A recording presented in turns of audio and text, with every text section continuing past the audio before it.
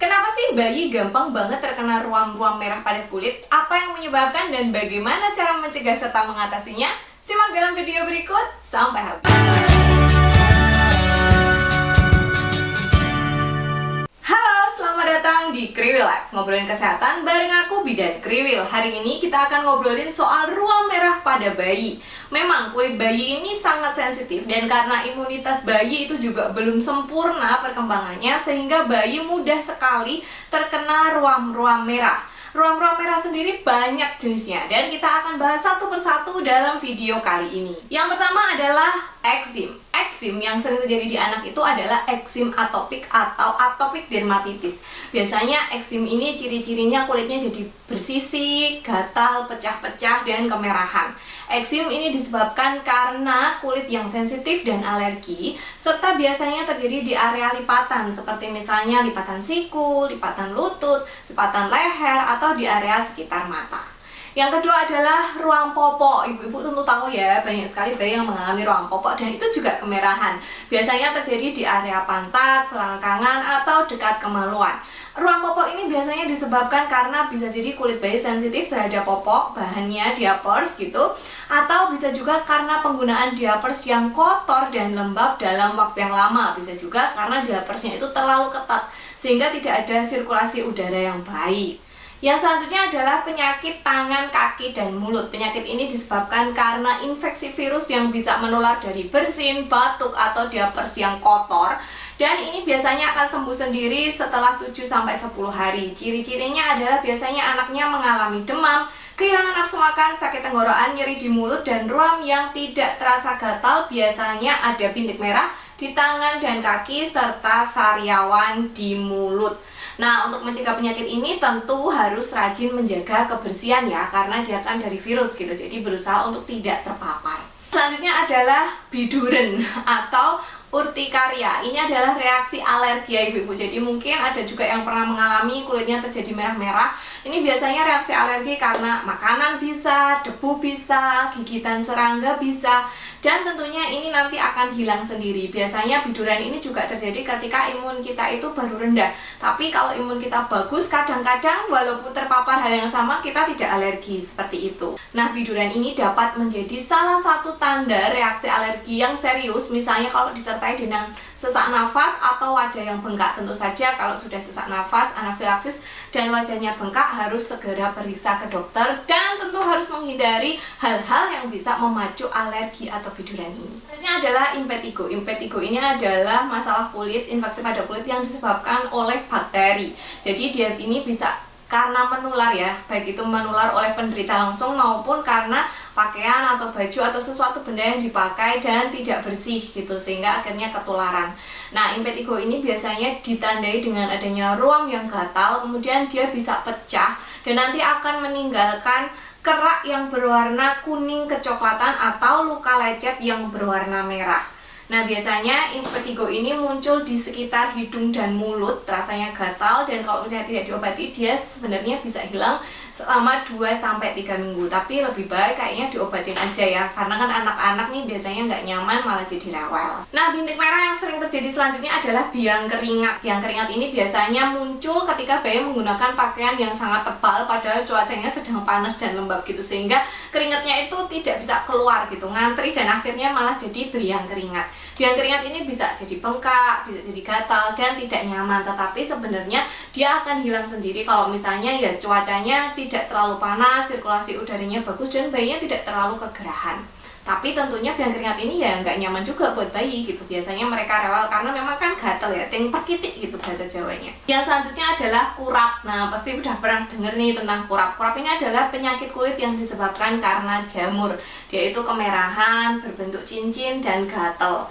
Kurap ini biasanya hilang sih kalau misalnya dikasih anti jamur. Jadi ini bukan kondisi yang serius dan biasanya muncul di kepala, kaki, atau pangkal paha. Kita bisa kena kurap kalau misalnya kita kurang menjaga kebersihan atau kita kontak langsung dengan penderita yang mengalami kurap. Lantas bagaimana cara mencegah dan mengatasinya? Tentu saja kalau misalnya anaknya sudah mengalami masalah kulit yang sampai mengganggu, sampai bikin dia rewel dan dia nampaknya seperti tidak nyaman, tentu sebaiknya periksa ke dokter ya, supaya jelas ini sakit kulit ruam kemerahannya karena apa, nanti bisa dikasih obat yang sesuai gitu. Jangan sampai salah, misalnya anaknya kurap, harusnya kan dikasih anti jamur ya, tapi karena kita mungkin diagnosis sendiri terus oh ini kayaknya impetigo nih, penyebabnya bakteri. Nah itu kan tentu pengobatan atau terapinya beda. Jadi kalau misalnya memang anaknya ada ruam merah yang berlebihan, anaknya sudah rawa, tentu langkah pertama adalah periksa ke dokter supaya mendapatkan pengobatan dan terapi yang sesuai.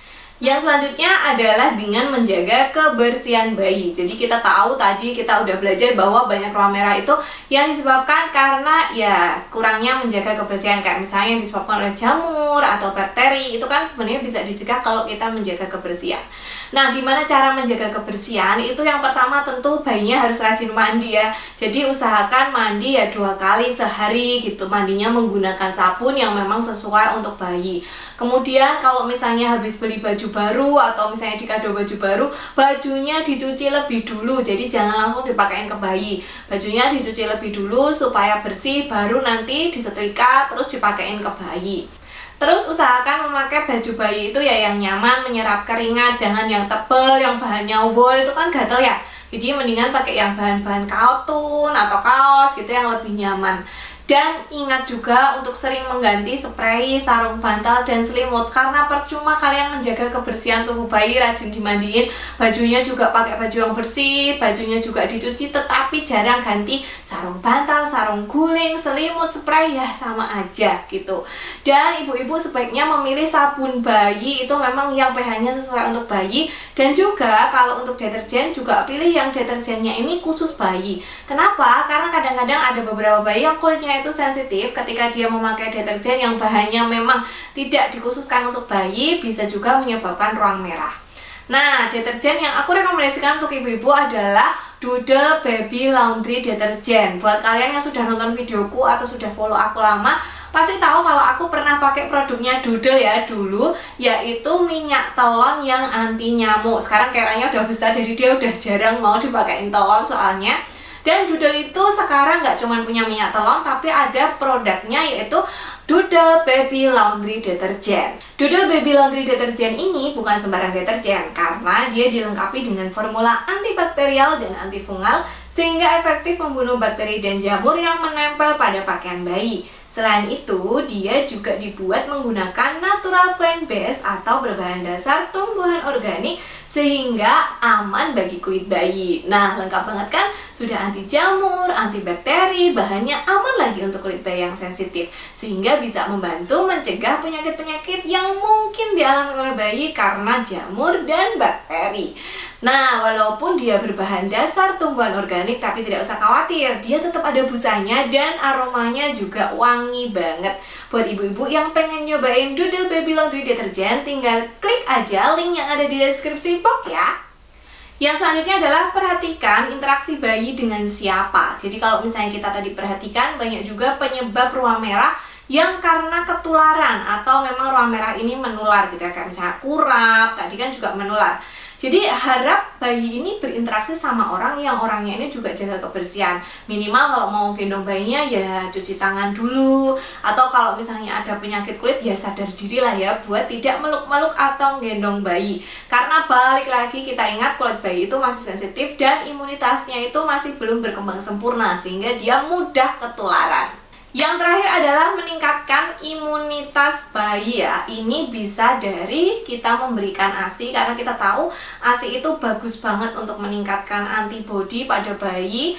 Atau kalau misalnya bayinya sudah MPASI ya dengan memberikan MPASI yang berkualitas gitu. Jadi MPASI-nya dikasih protein yang banyak, ada lemaknya, ada karbonnya, ada seratnya gitu. Jangan cuma MPASI tunggal aja. Harapannya dengan kita membantu meningkatkan imunitas ini, bayi jadi tidak mudah sakit, tidak mudah ketularan. Perhatikan juga istirahat, karena kadang kalau bayi kurang istirahat itu jadi mudah sakit. Ya sama lah kayak kita, kalau misalnya kita terlalu kecapean, stres, kurang tidur kan jadi lebih mudah sakit. Bayi juga seperti itu.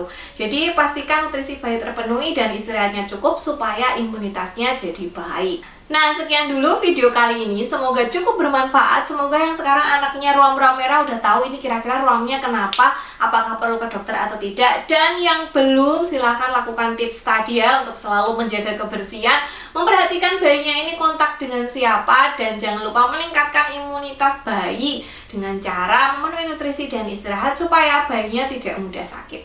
Terima kasih sudah menonton, sampai jumpa di video selanjutnya.